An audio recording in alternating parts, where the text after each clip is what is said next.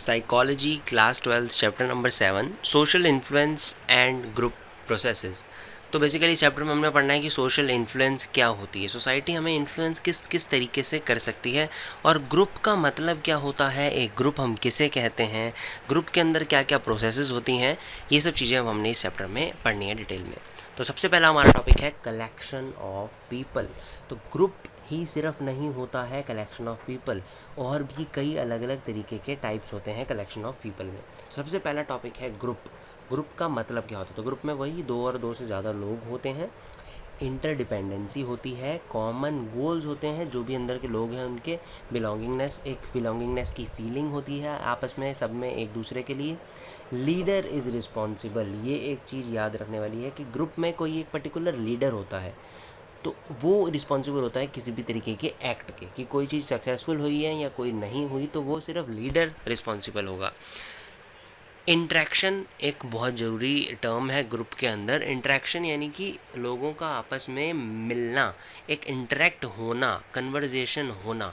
एक ग्रुप के अंदर इंटरेक्ट करना एक मस्ट है, होना ही चाहिए। रोल्स एंड नॉर्म्स, तो रोल्स कई सारे अलग अलग दिए जाते हैं, अलग अलग लोगों को असाइन किए जाते हैं ग्रुप के अंदर, ये मोस्टली लीडर ही असाइन करता है। और नॉर्म्स होते हैं कुछ अनटोल्ड रूल्स, जो कहे नहीं जाते, कहीं लिखे नहीं होते, पर रूल्स होते हैं। जैसे कि लीडर की बात हर कोई सुनेगा, तो अब ये कोई रूल नहीं है, लीडर की बात हर कोई मानेगा, ये एक अनटोल्ड नॉर्म है जो कि सबको फॉलो करना ही होता है। स्ट्रक्चर एक ग्रुप में होता ही होता है। अब ग्रुप स्ट्रक्चर का मतलब क्या होता है ये हम आगे फर्दर पढ़ेंगे। अब टीम भी वही दो से ज़्यादा लोगों की एक टीम हो सकती है। म्यूचुअली अकाउंटेबल, टीम में कोई पर्सन अलग नहीं होता। जैसे ग्रुप में अकाउंटेबिलिटी, रिस्पॉन्सिबिलिटी एक लीडर की होती है, एक कोई लीडर लीड करता है उसको, पर टीम में ऐसा होता है कि हर कोई पर्सन एक म्यूचुअली अकाउंटेबल होता है, यानी कि हर कोई अपने अपने काम के लिए अकाउंटेबिलिटी रखता है।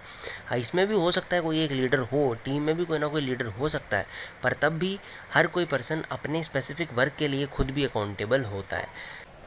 कॉम्प्लीमेंट्री स्किल्स, तो कॉम्प्लीमेंट्री स्किल्स का मतलब अगर हम क्रिकेट की बात करें, क्रिकेट में हमने एक टीम फॉर्म करनी है क्रिकेट प्लेयर्स की, तो हम उसमें ऐसे देखेंगे कि हर कोई बैट्समैन ही ना हो, कोई बॉलर हो, कोई अच्छा फील्डर हो, कोई अच्छा बैट्समैन हो, हम इस तरीके से एक सेलेक्ट करेंगे प्लेयर्स को।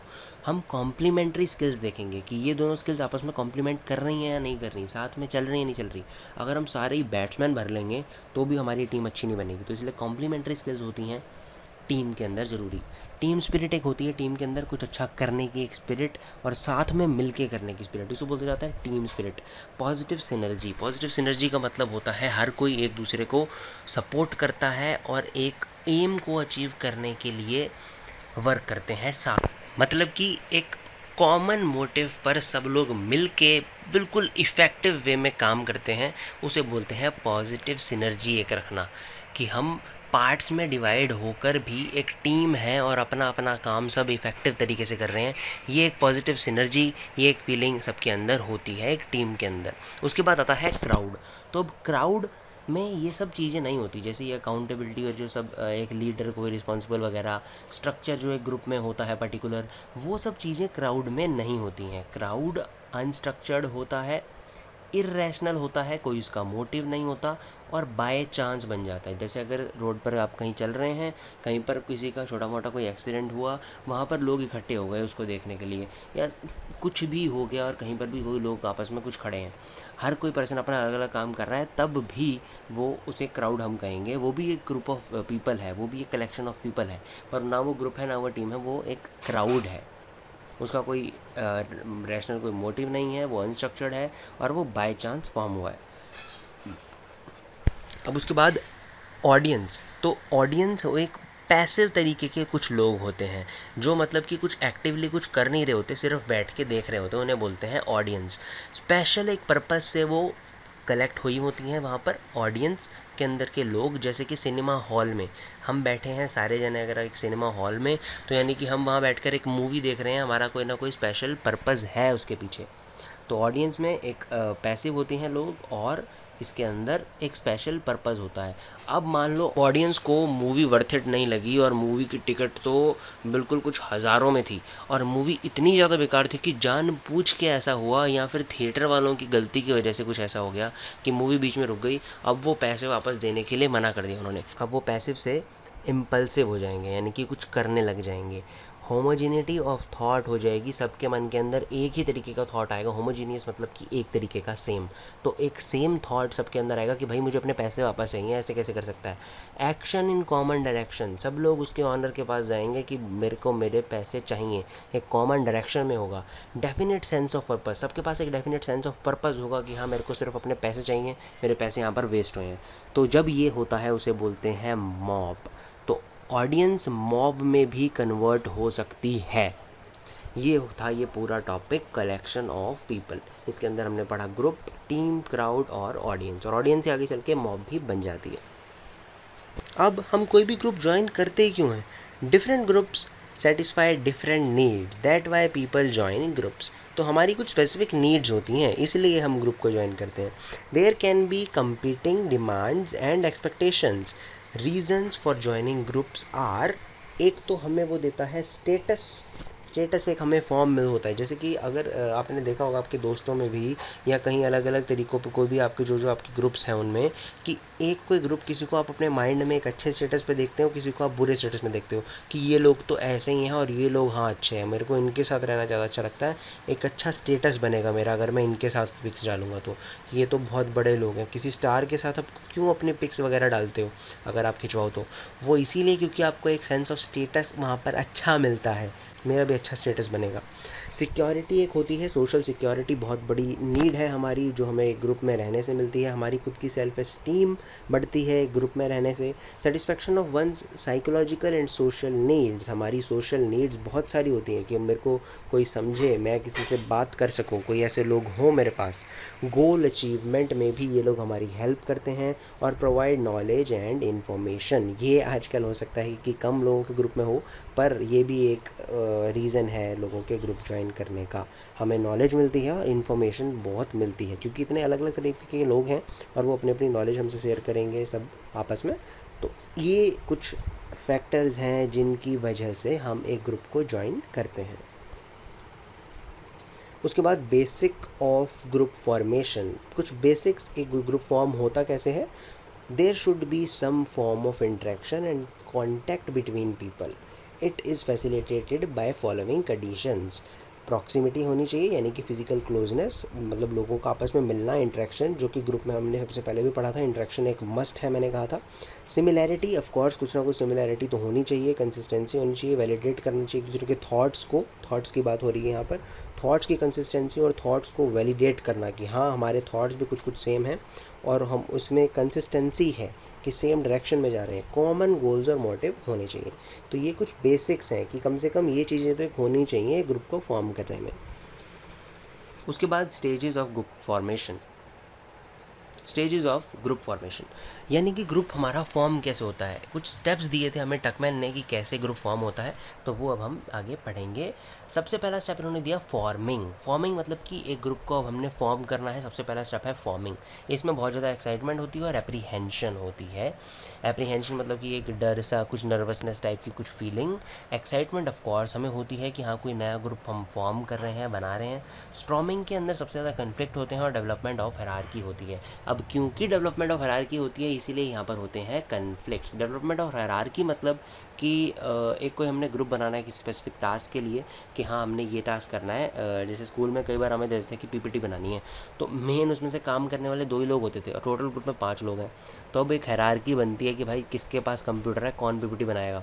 तो इस टाइम पे सबसे ज़्यादा कन्फ्लिक्ट होता है कि नहीं मैं क्यों बनाऊँ, तू क्यों नहीं बनाएगा, इतने पैसे देने हैं, इतने पैसे देने हैं।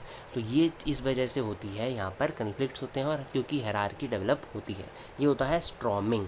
सबसे पहले फॉर्म किया, फिर स्ट्रॉम किया, उसके बाद नॉर्मिंग के अंदर हमें नॉर्म्स देने हैं, नॉर्म्स डिवाइड करने हैं, रूल्स डिवाइड करने हैं, रोल्स डिवाइड करने हैं। पॉजिटिव ग्रुप आइडेंटिटी एक बनती है इस नॉर्मिंग के बाद, क्योंकि अगर किसी ग्रुप में नॉर्म सेट नहीं होंगे, एक स्पेसिफिक फॉर्मेट नहीं होगा, कुछ ऐसे रूल्स और रोल्स अलग अलग लोगों को नहीं दिए जाएंगे तो वो ग्रुप सस्टेन नहीं कर पाएगा, लोग आपस में क्लैश करते रहेंगे। तो इसलिए ये चीज़ें ज़रूरी होती हैं। उसके बाद परफॉर्मिंग, अब फाइनली हमने परफॉर्म करना है टास्क, यानी कि फाइनली हमने अब पीपीटी बना के देनी है स्कूल में। तो अब हम लोग बैठ गए एक घर में किसी के जाके, वहाँ पर हमने पीपीटी बनानी चालू करी। जो भी लोग, कुछ एक दो लोग गए थे जिसका कंप्यूटर था वो, और बाकी लोग बैठ के पीपीटी बना रहे हैं। तो यानी कि इस टाइम पर क्या होगा, गोल डायरेक्टेड बिहेवियर होगा, हम टास्क को परफॉर्म करेंगे। तो ये स्टेज हो गई परफॉर्मिंग। उसके बाद अब हमारे पीपीटी हमने दे दी है और सब कुछ हमारा हिसाब क्लियर हो गया है, तो हम उसे कर देंगे एडजॉर्न, यानी कि ख़त्म, डिसमिस और टर्मिनेशन। तो ये थे स्टेप्स। अब इसको याद कर लेना कि सबसे पहला स्टेप जब हम फॉर्म करते हैं वो फॉर्मिंग। उसके बाद जहाँ पर दिक्कतें होती हैं, स्ट्रॉम को आप आंधी तूफान से याद रख सकते हो, वो उसको बोलते हैं स्ट्रॉमिंग। फिर नॉर्मिंग के अंदर कि हमने नॉर्म्स वगैरह सेट करे, एक दूसरे को रूल्स असाइन करे। उसके बाद परफॉर्मिंग, हमने अपना टास्क परफॉर्म किया और लास्ट में फाइनली उसको हमने ख़त्म कर दिया। तो ये थे स्टेप्स वाइज कि कैसे एक ग्रुप बनता है, उसके परफॉर्मेशन की प्रोसेस। अब हमने पढ़ना है ग्रुप स्ट्रक्चर होता क्या है। तो सबसे पहले तो ग्रुप स्ट्रक्चर डेवलप तब होता है जब लोग आपस में इंटरेक्ट करते हैं। ग्रुप के मेंबर्स ने आपस में इंटरेक्ट करा तब ग्रुप स्ट्रक्चर फॉर्म होगा। अब ग्रुप स्ट्रक्चर फॉर्म किसके बेस पर होता है? इसके अंदर होते हैं 4 इंपॉर्टेंट एलिमेंट्स, उसके बेस पे एक ग्रुप का स्ट्रक्चर फॉर्म किया जाता है। तो ये 4 वो एलिमेंट्स हैं जिनकी वजह से एक ग्रुप का स्ट्रक्चर बन पाता है। सबसे पहला एलिमेंट रोल्स मतलब कि हर किसी के अलग अलग रोल डिसाइडेड होते हैं एक ग्रुप के अंदर। उनसे उनका एक एक्सपेक्टेड बिहेवियर बन जाता है कि हाँ, ये पर्सन इसी तरीके से बिहेव करेगा, ये पर्सन इसी तरीके से बिहेव करेगा, क्योंकि उसका रोल उस ग्रुप के अंदर वही है। उसके बाद नॉर्म्स कुछ ऐसे अनस्पोकन रूल होते हैं जो सबको पता है कि हमने ये फॉलो करने ही करने हैं। वो कहीं रिटन नहीं होते, वो कहीं बोले नहीं जाते, वो अनस्पोकन होते हैं, तब भी हर कोई उसे फॉलो करता है ग्रुप के अंदर। स्टेटस का मतलब एक सोशल पोजीशन जो कि हर एक ग्रुप की होती है कि हाँ, हम यहाँ लाई करते हैं, हम यहाँ लाई करते हैं। एक सोशल पोजीशन मतलब कि ये आपने भी आपके ग्रुप्स में होगी कि हाँ, ये पर्सन इतना ज़्यादा जानता है, इसका सोसाइटी में इतना इन्फ्लुएंस है। उसके बेस पर एक सोशल पोजीशन भी एक ग्रुप की सेट होती है, उसको बोलते हैं स्टेटस। कोहेसिवनेस का मतलब होता है टुगेदरनेस की फीलिंग, उसके मेंबर्स के बीच में एक टुगेदरनेस की फीलिंग होना।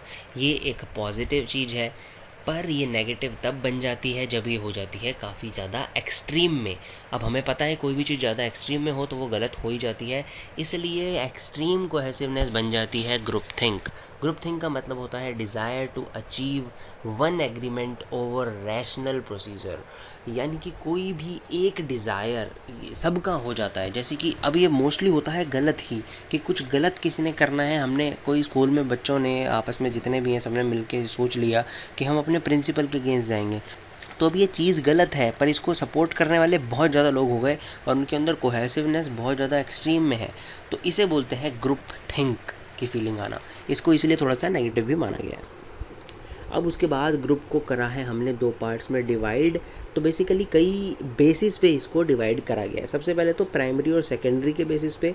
अब प्राइमरी सेकेंडरी ग्रुप का मतलब कि प्राइमरी ग्रुप वो होते हैं जिसमें हमारे पास कोई चॉइस नहीं होती चूज़ करने की, जैसे हमारी फैमिली हो गई जिसमें हम बॉर्न हुए, तो वो एक ग्रुप हमारा अपने आप ही बन गया कि ये तो करना ही करना पड़ेगा। और कुछ ग्रुप ऐसे होते हैं जिसमें चॉइस हमारे पास होती है, जैसे हमारा फ्रेंड सर्कल चूज़ करना हमारे ऊपर है कि हमने कौन से फ्रेंड सर्कल को चूज़ करना है, किसको हमने एक्सेप्ट नहीं करना। उसके बाद एक इन ग्रुप और आउट ग्रुप। इन ग्रुप वो हो गया जिसमें कि एक, इसको आप ऐसे समझें कि कुछ 2 टीम्स हैं आपस में। आप जैसे कोई गेम खेलते होगे, कॉल ऑफ ड्यूटी खेल ली, पबजी खेल ली, या इसमें एक टीम्स होती हैं कि एक आपकी टीम है, एक अपोनेंट की टीम है। तो ऐसे ही जो अपनी टीम वाले लोग हैं उनको मानते हैं हम इन ग्रुप की, हाँ ये हमारा ग्रुप है, और जो हमारे अगेंस्ट हो वो होता है आउट ग्रुप, या हमसे अलग जो भी ग्रुप में है वो हमारे लिए आउट ग्रुप है। एक है फॉर्मल और एक है इनफॉर्मल। फॉर्मल के अंदर एक स्ट्रिक्ट बहुत ज़्यादा रूल्स होते हैं, नॉर्म्स होते हैं, रोल्स बहुत ज़्यादा स्ट्रिक्ट होते हैं कि इसको फॉलो हमने करना ही करना है। स्ट्रक्चर्ड होता है ये एक बहुत अच्छे तरीके से। और इनफॉर्मल ग्रुप अनस्ट्रक्चर्ड होता है, यानी कि ग्रुप स्ट्रक्चर हमने अभी भी पढ़ा है कि क्या होता है। तो यानी कि अनस्ट्रक्चर्ड होने का मतलब इसके अंदर ज़रूरी नहीं है कि रोल्स भी हो, कोई नॉर्म्स हो, कोई सोशल इसका स्टेटस हो। इनफॉर्मल ग्रुप भी कई तरीके के हो सकते हैं, फॉर्मल ग्रुप के अंदर ये चीज़ें बिल्कुल होती ही हैं। Influence of group on individual behaviour. तो बेसिकली अब इस टॉपिक में हमने पढ़ना है कि हमारा बिहेवियर किस तरीके से अलग हो जाता है जब हम एक ग्रुप में चले जाते हैं। जैसे कि अगर हम अकेले हैं तो हमारा बिहेवियर में जो जो चीज़ें नहीं होती, ऐसी कौन कौन सी चीज़ें हैं जो तब आ जाती हैं जब हमें ग्रुप में हो। तो इस फिनोमिना को समझने के लिए 3 टर्म्स को हमें समझना ज़रूरी है। सबसे पहली है सोशल लोफिंग, एक है सोशल फैसिलिटेशन और एक है ग्रुप पोलराइजेशन। तो सोशल लोफिंग ये मानती है, मतलब सोशल लोफिंग एक ऐसा फिनोमिना है जो ये मानता है कि एक पर्सन कम एफर्ट डालता है जब वो ग्रुप में हो रेदर देन जब वो अकेला हो। तो सोशल लोफिंग एक ऐसा फिनोमिना है जो ये बोलता है कि एक पर्सन जब उसने कोई काम करना है तो अगर वो अकेला है तो वो अपना जितना हार्डवर्क उसमें डालेगा उस काम में, उतना वो तब नहीं डालेगा जब वो एक ग्रुप में हो। यानी कि हम कम हार्डवर्क, कम एफर्ट पुट करते हैं जब हम एक ग्रुप में हों। ये बोलता है सोशल लोफिंग। अब ये क्यों क्यों हो सकता है उसके कारण आगे बताए गए हैं। फीलिंग ऑफ लेस रिस्पॉन्सिबिलिटी, आपको कम रिस्पॉन्सिबल फीलिंग हो उस काम के लिए जो आप कर रहे हो। लेस मोटिवेशन हो, आपको ज़्यादा मोटिवेशन ही नहीं है कि उस काम को करने की। Improper coordination among the members of group, तब भी हो सकता है कि कम एफर्ट पुट करें सब लोग। नो कंपैरिजन, कंपैरिजन का मतलब कि आपस में आपको कोई फ़र्क ही नहीं पड़ रहा कि हाँ इसने इतना काम किया, इसने इतना किया, तो कोई कितना भी करे उसमें कोई फ़र्क ही नहीं पड़ रहा। No importance of same group belonging, कि हमारे मन में उस ग्रुप के लिए कोई इंपॉर्टेंस ही नहीं है जिसे हम बिलोंग कर रहे हैं, तो भी हो सकता है कि हम कम एफर्ट उसमें डालें। Social loafing can be reduce by many ways like increasing pressure, increasing the value of task. अब जैसे कि अगर आपकी मैम ने आपको कोई काम दिया, अब जैसे कि आपके टीचर ने आपको कोई काम दिया, वो सिर्फ 5 मार्क्स का है, तो आप उसमें उतना एफर्ट नहीं डालोगे।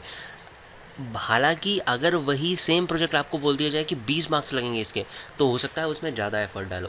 तो इस तरीके से सोशल लोफिंग को रिड्यूस किया जा सकता है। अब उसके बाद सोशल फैसिलिटेशन क्या होता है। सोशल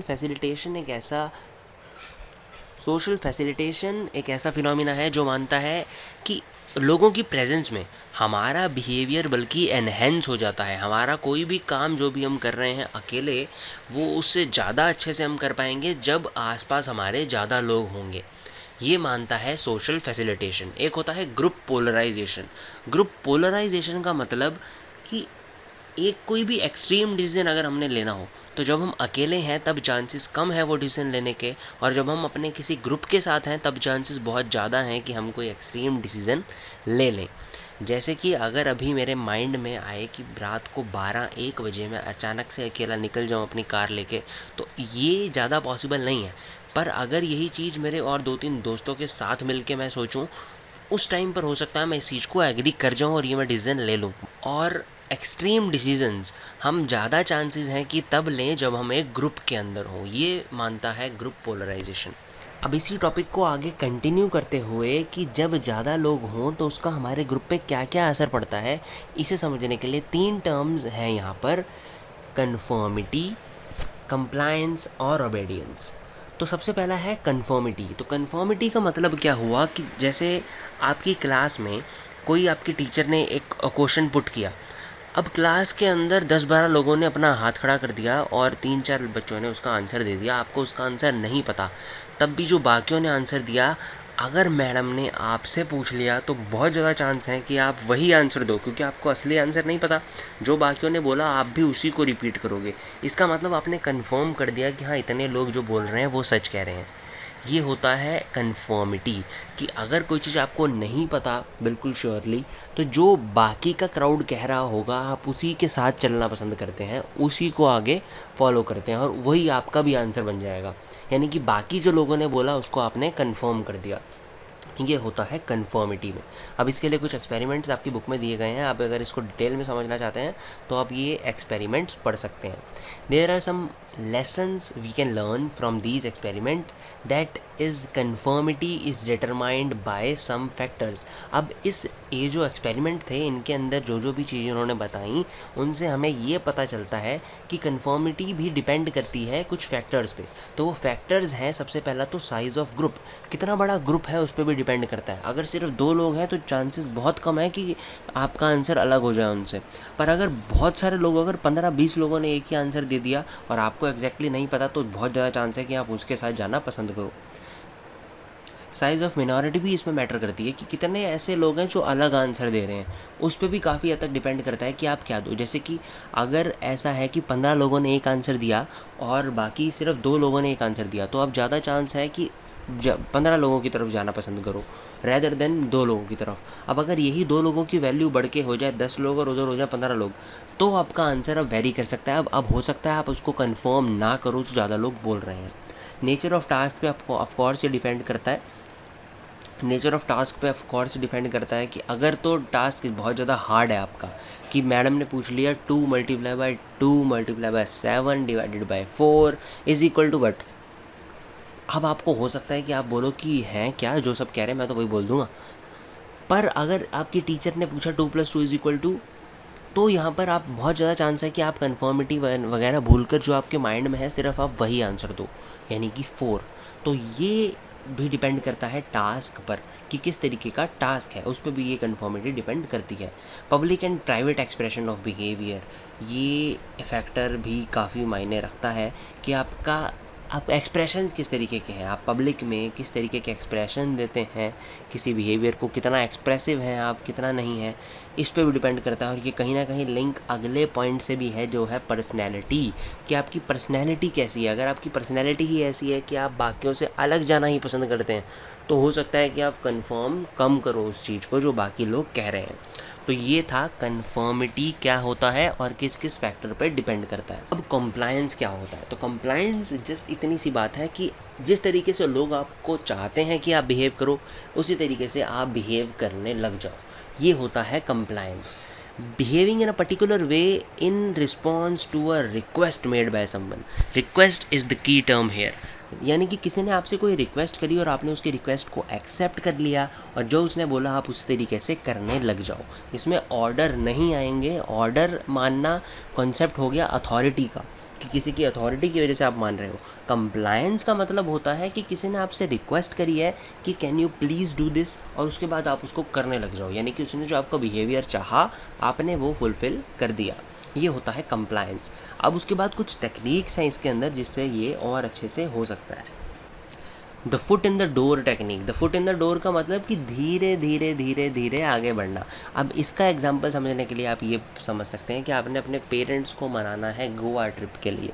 अब उस टाइम पर आप क्या करेंगे, सबसे पहले आप छोटे से छोटी बात से चालू करेंगे कि मैं कहीं जाना चाहता हूँ, जा सकता हूँ क्या, इतने अभी मेरे पास सेविंग भी पड़ी है और काफ़ी टाइम से दोस्त भी कह रहे हैं। तो मतलब आपने धीरे धीरे कोई बात करनी चालू करी, धीरे धीरे आपने पहले अपनी ये बात बोली कि हाँ आप कहीं जाना चाहते हो, दोस्त कह रहे हैं, सेविंग्स बहुत सारी पड़ी हैं, अलग अलग आपने फैक्टर्स गिनवा दिए। यानी कि आप धीरे धीरे the foot in the door technique, इसके वर्ड से समझने की कोशिश करिए कि आप धीरे धीरे अब अपने अंदर पैर रखते जा रहे हैं। रूम के डोर से आगे आप धीरे धीरे पैर रखते जा रहे हैं और अपने एम तक पहुंचने की कोशिश कर रहे हैं। ये होता है the foot in the door technique, कि आप जब धीरे धीरे अपनी बात रखें और उसको मनाने की कोशिश करें। एक इसके बिल्कुल अपोजिट होता है the door to the face technique, कि आपने सीधा ही जाके बोल दिया कि मैं तो गोवा जाना चाहता हूँ। अब हो सकता है वो लोग ना माने, पर ये टेक्निक तब यूज़ हो सकती है जब आपका एम असल में गोवा जाने का ना हो, आपका एम असल में हो बस यहाँ तक एक बार नाइट आउट करने का दोस्तों के साथ। अब आप सीधा ही सबसे पहले बड़ी चीज़ बोलोगे उन्हें कि मैं गोवा जाना चाहता हूँ, मेरे पास इतने पैसे भी हैं और दोस्त भी कब से कह रहे हैं, तो प्लीज़ लेट मी गो। वो सीधा ही मुंह पर मना कर देंगे, तब भी आपका प्लान नहीं बदला, क्योंकि आप असल में चाहते थे सिर्फ नाइट आउट का। तो फिर आप दूसरी बात ये बोलोगे कि चलो ठीक है, मुझे आपने गोवा नहीं जाने दिया तो एटलीस्ट अब नाइट आउट के लिए मना मत करना। अब ज़्यादा चांस है कि वो मान जाएं इस बात के लिए। तो ये होता है door to the face technique, बड़े से छोटी चीज़ पे आना। अब एक होती है द डेडलाइन टेक्निक। तो डेडलाइन टेक्निक का मतलब, इसको समझने के लिए आप ये समझ सकते हैं, जैसे कई लोग आपने एड्स में देखा होगा या फिर कहीं पर ऑफ़र जिस भी चीज़ के चल रहे होते हैं, तो वहाँ पर लिखा होता है offer limited to only 2 days, कि सिर्फ 2 दिनों तक ही ये ऑफ़र है, इसके बीच बीच में जिसने कर लिया उसका ऑर्डर हो जाएगा। ये भी एक कंप्लायंस की टेक्निक होती है जो कि ये लोग यूज़ करते हैं अपने कंज्यूमर्स को फंसाने के लिए, अपने कंज्यूमर को ये श्योर करने के लिए कि ये तो हमारी चीज़ खरीदेगा ही खरीदेगा। इसको बोलते हैं कंप्लायंस की एक टेक्निक, द डेडलाइन टेक्निक, कि आपने एक डेडलाइन पुट कर दी कि इससे पहले पहले तक ही इसे कर लेना, आज रात को 12 बजे के बाद ये ऑफ़र नहीं रहेगा। अब अगर किसी पर्सन के पास ये भी उसके मन में थोड़ी सी भी बात आई कि हाँ शायद मैं इस चीज़ को ले लूँ, तो बहुत ज़्यादा चांस है कि वो उसी टाइम पर उसको ऑर्डर कर दे, क्योंकि उसके आपने एक डेडलाइन सेट कर दी है कि इसके बाद तो इसको नहीं ले पाएगा वो। तो ये कुछ टेक्निक्स हैं कंप्लायंस की।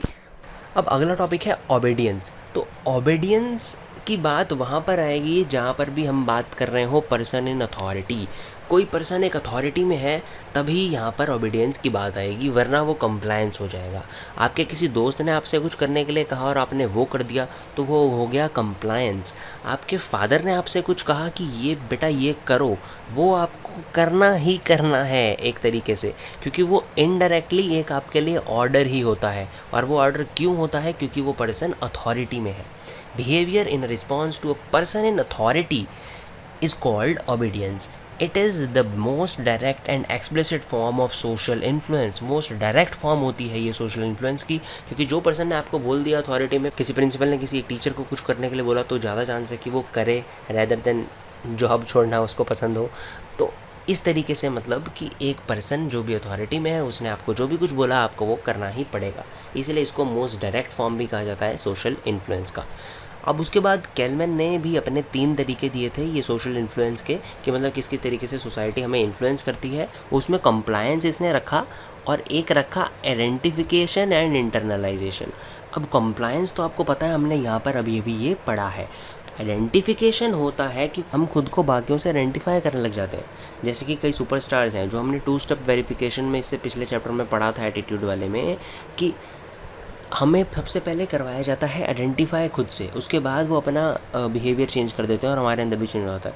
तो ये वही आइडेंटिफिकेशन है कि हमें करवाई जाती है एक सोसाइटी में अलग अलग लोगों से, हम आइडेंटिफाई करके खुद को देखते हैं और हम उसको इंटरनलाइज कर लेते हैं, बाकियों के कैरेक्टरिस्टिक्स को अपने अंदर इंटरनलाइज करके हम उस चीज़ को समझते हैं। ये 3 दिए थे कैलमैन ने। अब उसके बाद बिहेवियर इन सोशल सिचुएशन, हमारा बिहेवियर किस किस तरीके से हो सकता है सोशल सिचुएशन में, उसको 2 पार्ट्स में यहाँ डिवाइड किया गया है। एक है कंपटीशन और एक है कोऑपरेशन। कंपटीशन का मतलब आपको पता है, जब 2 लोग आपस में अपोजिट में हो और कुछ काम कर रहे हो जहाँ पे किसी एक को ही रिवॉर्ड मिलना हो। कोऑपरेशन मतलब कि ऐसा काम जिसमें 2 लोग साथ में मिलकर कोई काम कर रहे हो। There are several determinants of both, कि कंपटीशन होगा या कोऑपरेशन होगा, इसके भी कुछ डिटर्मिनेंट है। रिवॉर्ड स्ट्रक्चर सबसे पहला, जैसे कि कोई रिवॉर्ड है, अब वो किसी एक ही पर्सन को मिल सकता है। कोई रेस में 4 लोग भाग रहे हैं, किसी एक को ही अगर कोई रिवॉर्ड मिल सकता है तो ज़्यादा चांसेस हैं कि वहाँ पर कंपटीशन ही होगा, क्योंकि हर कोई पर्सन रिवॉर्ड जीतना चाहेगा। इंटरपर्सनल कम्युनिकेशन उनके बीच में कैसी है? अब अगर इंटरपर्सनल कम्युनिकेशन कोई 2 लोगों के बीच में अच्छी है और वो कोई काम कर रहे हैं, तो हो सकता है वो कोऑपरेट करके करें rather than being in competition with each other. Reciprocity, कि किसी पर्सन ने आपके साथ कोई अच्छा काम किया तो अब आपकी वो जिम्मेदारी बन जाए कि आपने भी उसके साथ अच्छा ही करना है।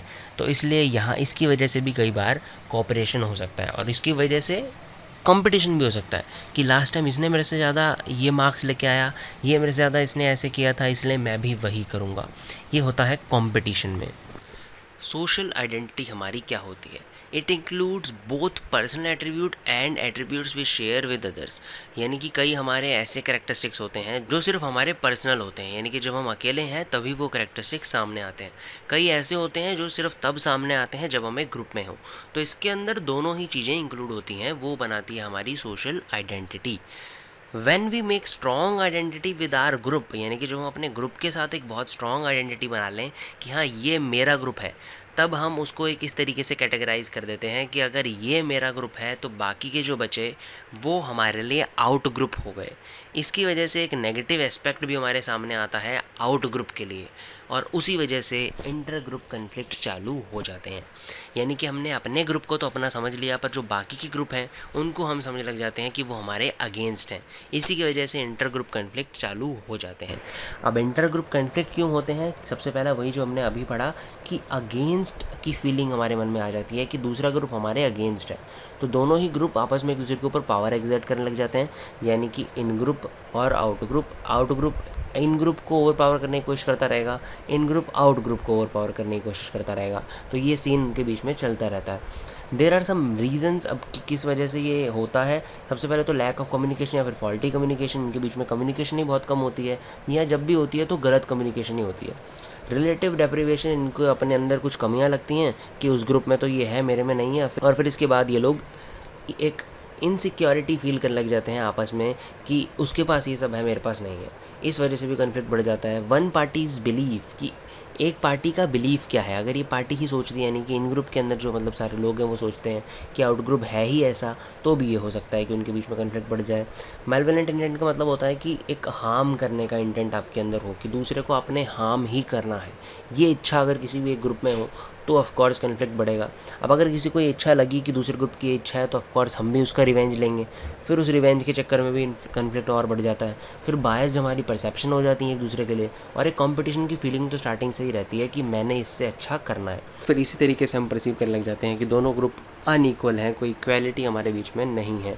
उसको कुछ ज़्यादा अपॉर्चुनिटीज़ मिलती हैं, वो सोचता है इसको कुछ ज़्यादा अपॉर्चुनिटीज़ मिलती हैं। तो ये कुछ रीज़न है जिनकी वजह से इंटर ग्रुप कन्फ्लिक्ट्स ज़्यादा बढ़ जाते हैं।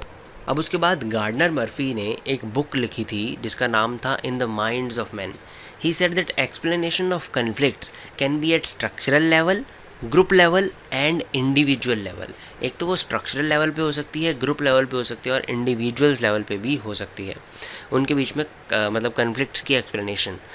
अब उसके बाद डच ने आइडेंटिफाई किया था कि कुछ कॉन्सिक्वेंसेस, कि क्या क्या कॉन्सिक्वेंस होते हैं जब इनके बीच में ये कन्फ्लिक्ट बढ़ जाते हैं। तो अब अगर कन्फ्लिक्ट बढ़ा हुआ है दो ग्रुप में, तो ऑफकोर्स उनके बीच की कम्युनिकेशन पुअर हो जाएगी, यानी कि वो बुरी कम्युनिकेशन हो जाएगी, उनके आपस में करने की बात का तरीका ही सब बदल जाएगा।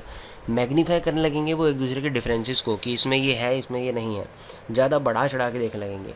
Increase on power and legitimacy, वो उनके मन में ये लगेगा कि हाँ हम ही ज़्यादा पावरफुल है, हमारे पास सारी लेजिटिमेसी है। Escalation of conflict due to other factors, अब इसके अंदर सिर्फ यही फैक्टर नहीं है, और भी जो बाकी के छोटे मोटे फैक्टर्स होते हैं, कि छोटी मोटी बातों की वजह से भी बहुत ज़्यादा इनके बीच में ये चीज़ें बढ़ जाती हैं, कन्फ्लिक्ट बढ़ने लग जाता है। अब उसके बाद इसी कन्फ्लिक्ट्स को सॉल्व करने के लिए कुछ स्ट्रेटजीज़ भी इन्होंने बताई हैं। सबसे पहला तो introduction of super ordinate goals. Super ordinate goals मतलब कि कुछ ऐसे गोल्स जो कि अकेला कोई कर ही ना पाए, इसके लिए चाहिए ही हो हमें बहुत सारे लोगों की पार्टिसिपेशन, यानी कि ग्रुप जब तक मिल के कोई काम नहीं करेगा तब तक वो गोल अचीव ही नहीं हो पाएगा। ऐसे गोल उन लोगों को देना, ऐसे गोल उनके लिए सेट करना, इससे भी हो सकता है कि वो लोग कम कन्फ्लिक्ट करें और मिल के काम करना चालू कर दें। उनके परसेप्शन एक दूसरे के बारे में बदल के, ऑल्टरिंग परसेप्शंस, एक इंक्रीज़ करके उनका आपस में कॉन्ट्रैक्ट, कि वो आपस में ज़्यादा अगर इंटरेक्ट करेंगे, कॉन्टैक्ट उनका बढ़ेगा, तो भी हो सकता है एक दूसरे को ज़्यादा जाने और उनके बीच के डिफरेंसेस सारे कम हो जाए। क्योंकि उनके बीच में जो बाउंड्रीज़ हैं उनको हमने हटा दिया, अब उसको दोबारा से रीड्रॉ करा कि ये तुम्हारी बाउंड्री नहीं है, तुम लोग अलग हो ही नहीं, उन्हें किस तरीके से हमने ये समझा दिया। और नेगोशिएशन करके भी कई बार ये हो सकता है कि अगर दो ग्रुप ये चाह रहे हैं कि भैया मैंने तो ये काम करना ही नहीं है, तो दूसरा ग्रुप ये कहे कि चलो इतना नहीं तो चलो इतना सा तो कर दो हमारे लिए, तो यानी कि कहीं बीच में आके नेगोशिएट कर ले। अब कई बार इस नेगोशिएशन के अंदर हमें कोई थर्ड पर्सन की इन्वॉल्वमेंट ज़रूरी होती है, कि कोई थर्ड पर्सन, थर्ड पार्टी बीच में आके उनके दोनों के बीच में नेगोशिएट करवा सके। स्ट्रक्चरल सॉल्यूशन भी कई इसके निकाले जा सकते हैं या अलग अलग तरीके से। Respect of other groups norms, यानी कि हम दूसरे ग्रुप को समझने लग जाएं, उसके नॉर्म्स को समझने लग जाएं कि चलो दूसरा ग्रुप ये चाहता है तो हम कुछ कुछ उसकी तरफ से भी ढल जाते हैं। तो ये कुछ स्ट्रेटजीज़ हैं जिनके थ्रू इंटर ग्रुप कन्फ्लिक्ट को डिक्रीज़ किया जा सकता है। अगर आपके माइंड में और भी कुछ हो पॉइंट्स, वो भी आप इसके अंदर ऐड कर सकते हैं। तो अब ये चैप्टर बिल्कुल कंप्लीट हो चुका है। हमने कलेक्शन ऑफ पीपल पढ़ लिए हैं, कितने कितने तरह के होते हैं, why do people join group हमने ये भी पढ़ लिया है, ग्रुप फॉर्म कैसे होता है, स्ट्रक्चर उसका क्या होता है, टाइप्स ऑफ ग्रुप क्या होते हैं, सोशल इन्फ्लुएंस क्या होता है हमारा बिहेवियर पर, सोशल लोकिंग एटसेट्रा इसके अंदर। उसके बाद कन्फॉर्मिटी, कंप्लायंस, ओबीडियंस भी हमने पढ़ लिया। कोऑपरेशन और कॉम्पिटिशन क्या होता है वो भी हमने पढ़ लिया। सोशल आइडेंटिटी हमारी कैसे बनती है वो भी हमने पढ़ लिया। इंटर ग्रुप कॉन्फ्लिक्ट क्यों होते हैं उसके कॉजेज़ भी हम पढ़ चुके हैं, और वो रिजॉल्व हम उसे कैसे कर सकते हैं हमने ये भी पढ़ लिया है। तो यहाँ पर ये चैप्टर पूरा कंप्लीट हो चुका है। अगर आपके माइंड में कोई भी डाउट हो तो आप बिल्कुल कमेंट सेक्शन में से लिखकर पूछ सकते हैं। Thank you so much for watching the video, guys. Please like this video and share with all your friends, and don't forget to hit the subscribe button. Thank you so much.